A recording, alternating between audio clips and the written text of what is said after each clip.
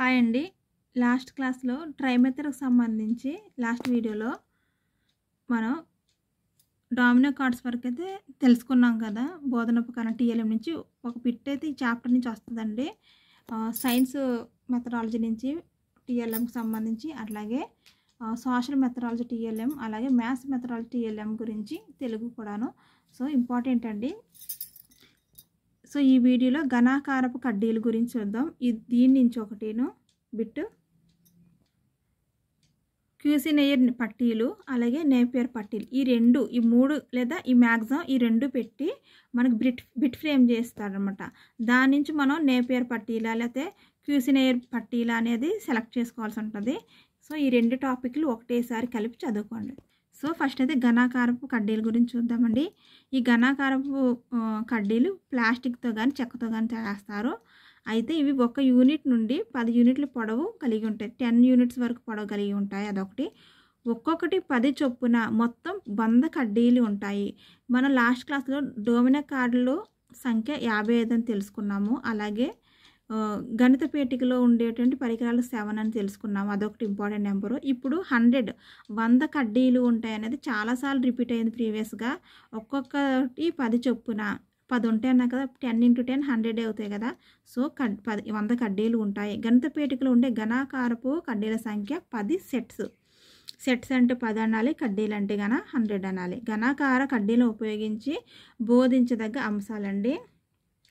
వీటిలో చూడండి, కూడికలు, తీసివేతలు ఇవన్నీ కూడా అన్నిటిలోనూ ఉన్నాయి మ్యాక్సిమం టీఎల్ఎమ్స్లో. అయితే మరి ఈ బిట్టు ఘనాకారపు సంబంధించి ఉపయోగాలు ఏంటి అని అడిగినప్పుడు దశాంశాలు అని అడుగుతాడు. దశాంశాలు బోధించడానికి యూజ్ చేసే టీఎల్ఎం అని. ఇది కాకుండా మీరు ఏది ఇచ్చినా కూడా ఇదే టిక్ చేసుకోవాలి. అందులో ఆప్షన్స్లో ఘనాకారపు కడ్డీ ఉందనుకోండి, దశాంశ భిన్నాలు, దీన్ని చదివి గ్రిడ్ పేపర్ ఉంది, గ్రిడ్ పేపర్ నుంచి కూడా చేయొచ్చు. అట్లా కాకుండా ఇది స్పెషల్గా డిజైన్ చేసింది ఘనాకారపు కడ్డీలు, దశాంశ భిన్నాలు, అలాగే ఆరోహణ అవరోహణ క్రమం. ఈ రెండు అండి. ఈ రెండు ఆప్షన్స్ ఉంటే ఆప్షన్స్లో ఘనాకారపు కడ్డీకి సంబంధించి ఈ రెండే టిక్ చేసుకోవాలి. ప్రయారిటీ వీటికి ఇవ్వాలి. వేరే వాటి నుంచి కూడా చేయొచ్చు. ఆరోహణ క్రమం, కూడికలు, తీసివేత ఇలాంటివన్నీ. కాకపోతే ఒక్కొక్కటి చెప్పాను కదా, ఒక్కొక్క దానికి ఒక్కొక్క విధంగా స్పెషాలిటీ ఉంటుంది. డిఎస్సిలో ఎప్పుడు ఆప్షన్స్లో దశాంశాలను ఇచ్చినప్పుడు లాస్ట్ డిఎస్సి టైంలో ఘనాకారపు కడ్డీలకు సంబంధించి అది టిక్ చేసుకున్నాం అనమాట. చూడండి ఇట్లా ఉంటుంది అనమాట. 1 2 3 అలాగా 10 సెట్స్ ఉంటాయి. మొత్తం 100 ఉంటాయి గరిష్టంగా. ఓకేనండి. ఇంతకు మించి దీనికి సంబంధించి ఇంకేమి ఇవ్వడండి. క్యూసినెయిర్ పట్టీలండి. 1 నుంచి 10 అంకెలను గుర్తించడానికి యూజ్ చేస్తారు దీన్ని. క్యూసినెయిర్ పట్టీలను ఉపయోగించి బోధించదగ్గ అంశాలు ఏంటంటే సంకలనం, వ్యవకలనం, సంఖ్యలను పోల్చడానికి. నేపియర్ చాలా ఇంపార్టెంట్ అండి. నేపియర్ అనగానే మీరు ఇది దేనికి యూజ్ చేస్తారు ఈ టీఎల్ఎం అంటే టేబుల్స్, ఎక్కాల కోసం అనమాట. రూపొందించింది జీన్ నేపియర్ అనమాట. పెద్ద పెద్ద గుణాకారాలను సులభంగా బోధించవచ్చు. ఒక ప్రధాన ఎక్కం పట్టి 9 ఎక్కాల పట్టీలు వరకు ఉంటాయి. ఇది చాలా ఇంపార్టెంట్ అండి. టేబుల్స్ అన్నాం, ఎన్ని ఎక్కాలు ఉంటాయి అంటే 9 వరకు ఉంటాయని డైరెక్ట్గా అడగచ్చు. ఒక్కొక్కసారి నేపియర్ పట్టీలను ఉపయోగించి 12 ఎక్కం నేర్చుకోవచ్చు అంటే లేదు. ఎందుకు, అది మ్యాక్సిమం 9 ఎక్కాల వరకే. ప్రైమరీ లెవెల్లో మాత్రం యూజ్ అవుతుంది ఇది. నెక్స్ట్, ప్రధాన పట్టీపై 0 నుంచి 9 అంకెలు గుర్తించబడ్డాయి. నేపియర్ పట్టీలో 0 ఎక్క పట్టి ఉండదు. ఇది ఒకటి చాలా ఇంపార్టెంట్ అండి. 1వ ఎక్కం ఉంటుందా నేపియర్ పట్టీలో? ఉంటుంది. 0 ఎక్క పట్టి అనేది ఉండదు. ఇవన్నీ చాలా ఇంపార్టెంట్ అండి. నాకు ఈ మెటీరియల్ అంటే అంతకే ఇష్టం అండి. ఒక్కొక్క లైను ఇవే ఎన్నిసార్లు టెట్లకి నేను మనం రాసిన సెకండ్ డిఎస్సి ఇదే అండి. అసలు మిస్ అవ్వనమాట బిట్స్. ఇది యాజిటీజ్గా వస్తూ ఉంటాయి ఎగ్జాంపుల్స్తో సహా. నేపియర్ పట్టీలో 0 ఉండదు. ఇట్లాంటివన్నీ బాగా గుర్తుపెట్టుకోండి. మీ మెటీరియల్లో కూడా ఉంటాయి, టిక్ చేసుకోండి ఫ్రెండ్స్. నెక్స్ట్, భిన్నాల చట్రం అండి. చూడండి, వీటిలో ఒక పూర్తి వృత్తం అర్ధ భాగం హాఫ్ నుండి 1/10 భాగాలను సూచించే సెక్టార్లు మొత్తం ఎన్ని ఉంటాయి? 55. ఈ 55 అనేది కార్డు. డామినో కార్డులు కూడా 55 ఉంటాయి గణిత పేటికలో. ఈ యొక్క భిన్నాల చట్రంలో కూడా ఉండేవి 55 సెక్టార్స్ అనమాట. అంతే అండి. ఇంతకు మించి దీని గురించి పెద్ద అడగరు. అన్నిటిలాగే సజాతి, విజాతి భిన్నాలు, అలాగే సమాన భిన్నాలు, మొత్తం భిన్నాల చట్టం పేరులోనే ఉంది కదా. భిన్నాలకు సంబంధించి ఏదైనా కూడా ఈ భిన్నాల చట్టాన్ని ఎంచుకోవాల్సి వస్తుంది. భిన్నాల సంకలనం, వ్యవకలనం. సో భిన్నాన్ని బేస్ చేసుకునే ఈ టీఎల్ఎం ఉంది ఫ్రెండ్స్. జామితీయ ఘనాకారాల గురించి ఇచ్చారు. జామితీయ ఘనాకారాలు అంటే తెలుసు కదండి, ఇవే సమఘనం, దీర్ఘఘనం, శంఖం ఇవి.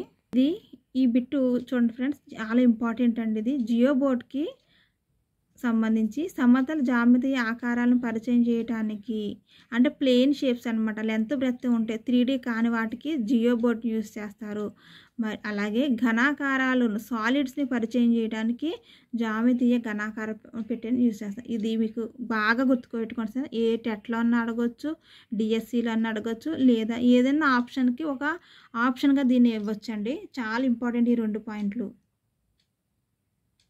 కాన్సెప్ట్ తెలుసుకోవాలన్నమాట జియో బోర్డుకి, పెగ్ బోర్డుకి, అలాగే జామితీయ ఘనాకారాల పెట్టికి. నెక్స్ట్ అండి, గణిత పరికరాలు పెట్టి మన చిన్నప్పుడు ఉంటుంది కదా జామెట్రీ బాక్స్, అదేనండి. అప్పుడు మనం నటరాజ్ అని ఇంకేదో వచ్చేది ఫ్రెండ్స్, నాకు గుర్తులేదు, వాడేవాళ్ళం కదా. అది అయితే ఎప్పుడు యూజ్ చేసింది తక్కువే. అది ఈ పెట్టెలో ఉండేవి ఏంటో ఇవి బైహార్ట్ చేసుకోవాలి ఫ్రెండ్స్, ఎందుకంటే పెట్టెలో లేనిది ఇస్తాడు. అప్పుడు మనం ఈ పెట్టెలు ఏమున్నాయనేది కరెక్ట్గా ఫైండ్ అవుట్ చేసుకోవాలి. చూడండి, ఈ పెట్టెలో ఒక స్కేలు, ఒక కొలమానిని, అలాగే ఒక వృత్తలేఖిని, ఒక విభాగిని, 2 మూలమట్టాలు ఉంటాయి. మూలమట్టాలు ఎన్ని ఉంటాయండి? 2. ఇవి కాకుండా మనకి ఏది ఇచ్చినా కూడాను అది ఎలిమినేట్ చేసేయాలి. చాలా సింపుల్ పెట్టే, కానీ ఎక్కువ అడుగుతారు ఇందులో ఉండే పరికరాల గురించి. చూడండి, ఇప్పుడు వరకు వచ్చిన టీఎల్ఎం సంబంధించి ప్రాక్టీస్ బిట్స్ ఇచ్చారు ఫ్రెండ్స్. ఇవి చూపిస్తాను. ఇవి చేస్తే మీకు ఆ టీఎల్ఎంకి సంబంధించిన కన్ఫ్యూజన్ అంతా కూడా పోతుందండి. చూద్దాం. చూడండి, పూసల చట్టం గురించి అయితే ఫస్ట్ ఇచ్చాడు. ఉపాధ్యాయుడు స్థాన విలువను బోధించడానికి ఏ టీఎల్ఎం యూజ్ చేస్తాడు? మన ఘనాకార పెట్టి అనవచ్చు, ఇంకోటి అనొచ్చు కాదా. అయితే స్థాన విలువలు బోధించడానికి పూసల చట్రం. ఈ ఎగ్జాంపుల్ బిట్స్ నేర్చుకుంటే ఫ్రెండ్స్ మీకు ఎగ్జామ్లో ఏ బిట్ అయినా చేయొచ్చు దీని టీఎల్ఎం నుంచి. నెక్స్ట్, గణిత పేటిక. ఆరోహణ అవరోహణల గురించి బోధన చేయాలనుకున్న ఉపాధ్యాయులు ఉపయోగించే ఉపకరణాలను ఎందులో నుంచి ఎంపిక చేయాలి అనేది దానికి సంబంధించి బిట్స్ చాలా అడుగుతూ ఉంటారండి. గణిత పేటికలో ఉండే సామాన్లు 7. ఉపాధ్యాయుడు విద్యార్థుల చేత లంబరేఖలు అలాగే సరళరేఖలు గీయించాలనుకున్నాడు. ఇందుకు ఉపయోగించే ఉపకరణం ఏ పేటిక నుంచి ఎంచుకోవాలంటే గణిత సామాగ్రి పేటిక. గణిత పేటిక అంటే అది వేరండి, అలాగే గణిత సామాగ్రి పేటిక అంటే ఇది వేరు. ఈ రెండిట్లు కంపేర్ చేస్తూ బిట్ అడుగుతారు. గణిత పేటికలు ఉండే 7 మనకు చెప్పాను కదా లాస్ట్ వీడియోలో. ఈ 7 ఇవ్వండి, ఇవి బైహార్ట్ చేయాలని చెప్పాను లాస్ట్ టైంలోనే. గణిత సామాగ్రి పేటిక ఈ 6 ఇవి బైహార్ట్ చేయాలి. బిట్ చూసారు, ఆ రెండిట్లో ఏది సెలెక్ట్ చేసుకుంటాం అని అడిగాడు. ఒకదానికోటి ఈజీగా కన్ఫ్యూజ్ అయ్యి రాసేస్తాం. 3వ తరగతి విద్యార్థులకు భిన్న భావం అనగానే భిన్నాల చట్టం ఈజీగానే ఉంటుంది. అది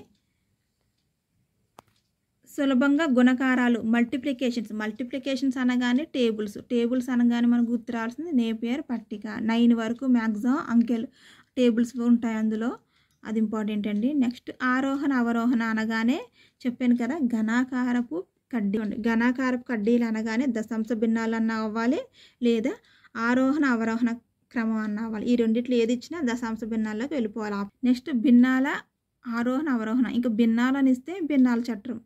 నెక్స్ట్, జియో బోర్డ్ను చతురస్రం, దీర్ఘ చతురస్రం ఆకారాలను పరిచయం చేయకుండా జియో బోర్డ్ అనమాట. ఓకేనండి. అయితే జియో బోర్డ్లో మనం చేయలేనిది ఏంటంటే సర్కిల్ 0, అర్థమైందండి. అలాగే ప్లేన్ షేప్స్ లెంత్ బ్రెత్ ఉన్నాయి మాత్రం చేయగలం. 3D వెడల్పు ఉన్నాయి, హైట్ ఉన్నాయి చేయలేమంట. లెంత్ బ్రెత్ చేయగలం, హైట్ అనేవి 3D అనేవి జియో బోర్డ్లో చేయలేం. నెక్స్ట్ క్లాస్లో అయితే విజ్ఞాన శాస్త్రం సైన్స్కి సంబంధించిన కిట్ గురించి అయితే చూద్దామండి. ఓకేనండి. లెంత్ ఎక్కువ అవుతుంది కూడా వీడియో. ఇంతవరకు ఓపిక చూసారండి. నేను షేక్ చేస్తున్నాను ఫోన్ని, క్లారిటీ లేదు, లైటింగ్ లేదు, వాయిస్ ఏమో డబ్బా రేకుల్లా ఉంటుంది.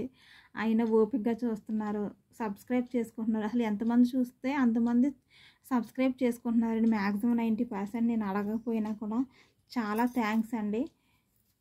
ఓకే అండి, మంచిగా ప్రిపేర్ అవ్వండి ఫ్రెండ్స్, హెల్త్ చూసుకోండి. బాయ్.